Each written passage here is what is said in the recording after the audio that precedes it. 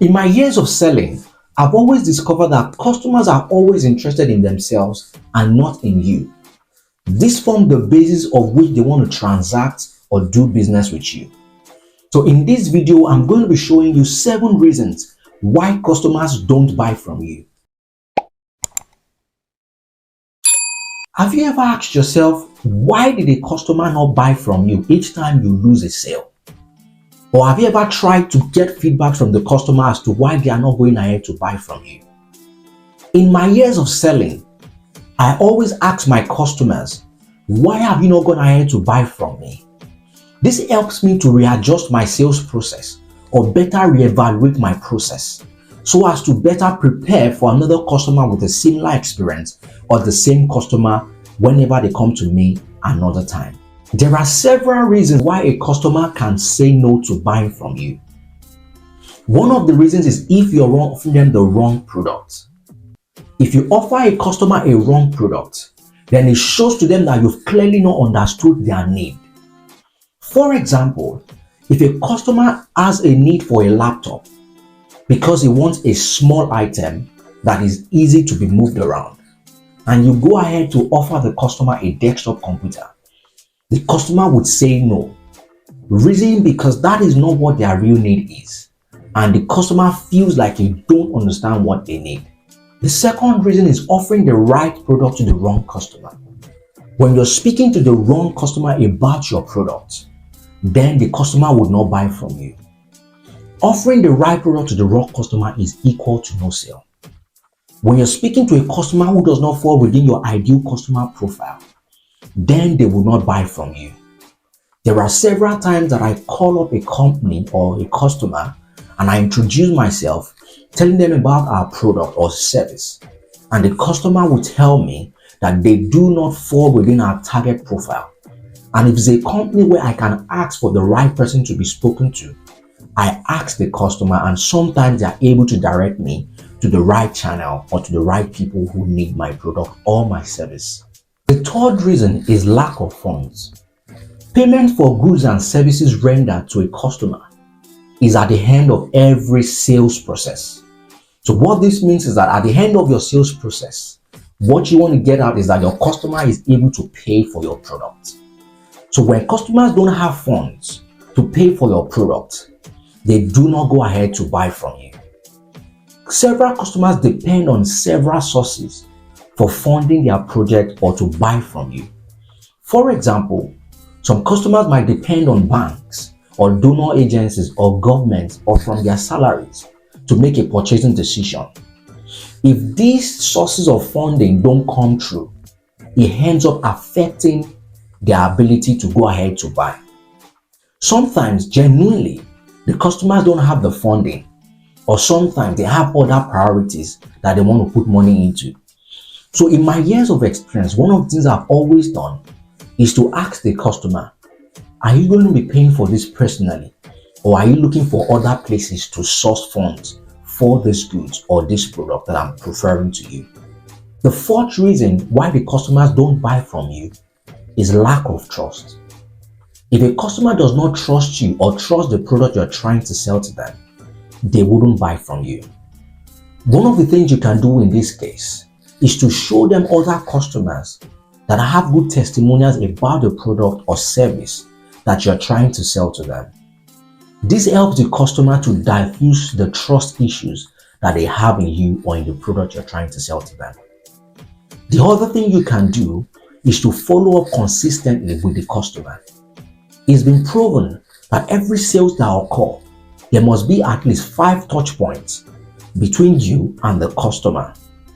This helps to minimize the trust issues that the customer has in you or in the product you're trying to sell to them. The other thing you can do is to demonstrate a high level of product knowledge. And this can happen when you do what we call a consultative selling, identifying the customer's needs and helping them to match it with the product that you're trying to sell to them. It helps the customer to fully understand that you understand what they're trying to do or what they really need, and you're trying to provide the right solutions to them. These are some of the things that you can do to diffuse the trust issues that a customer has in you or in the product you are trying to sell. The fifth reason why a customer would not buy from you is not clearly communicating the value of that product. Value talks about the worth of a product. It aligns the features and the benefit of that product to the customer's real need.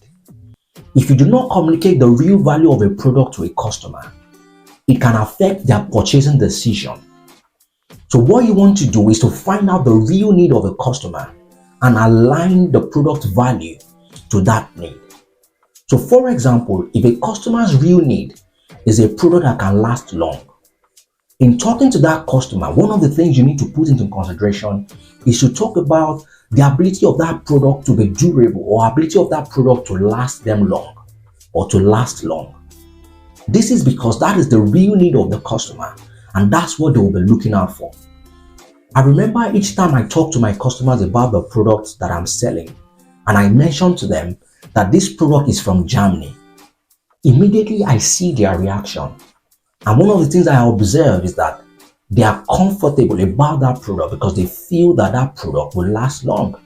And this is because of the history that Germany has. They have products, they produce products, or they manufacture items that last long. If a customer's real need is availability of product for their particular process, one of the things you need to also factor in discussing with them is to match that product's value to that need. For example, if you're talking to a bakery about flour that you are selling, the bakery's need would be that they want that flour to continuously be available. So in aligning your product to that need, you need to let them know that this item would always be available. These are some of the things that you can do to clearly, state your value to the customer.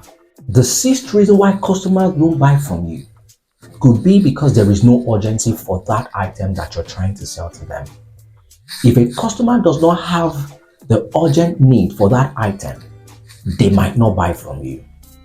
This can be as a result of several factors, one of which could be if the product you're trying to sell to them depends on the availability of other things. So for example, if someone is building a house and wants to furnish the house, he might ask for the budget, the price for some interiors, for some kitchen items, for some furnitures, just to be able to do a budget for that house that he's trying to build. But this does not mean that he needs those things in the immediate. This is because the house needs to be complete before he goes ahead to buy those items. So in your discussion with the customer, it's important to find out all these things so you can know if the sales will be coming in the immediate or in the nearest future. These are some of the things that might hinder the customer from going ahead to buy from you. The seventh reason why a customer won't buy from you is when you are being too enthusiastic. When you are being too enthusiastic about a sale, a customer can sense desperation or might sense desperation. But what you want to do is to demonstrate to the customer the value that your product has, so they are able to make an informed decision. Desperation can connote to a customer that there is an hidden agenda that you're trying to push across to them, and that's why you're trying to sell that product to them. And some customers usually don't like it when they sense desperation in someone that is trying to sell to them. So at every point in time, you want to be less pushy, but ensure that you're passing your message in terms of demonstrating the value that your product offers to the customer. In summary, the 7 steps described in this video are some of the reasons why customers won't buy from you. However, regular review of your strategies and getting feedbacks are some of the things that you can do to realign your sales process and continuously make sale. If this video has been helpful to you, kindly like the video and share to as many people that it can be beneficial to. If you have not subscribed to this channel, kindly go ahead to hit the subscribe button. And if you have any comment that can help us to improve this channel, kindly drop it in the comment section. And if you've not watched our previous videos on prospecting tips and effective sales process, kindly check the link below for those videos.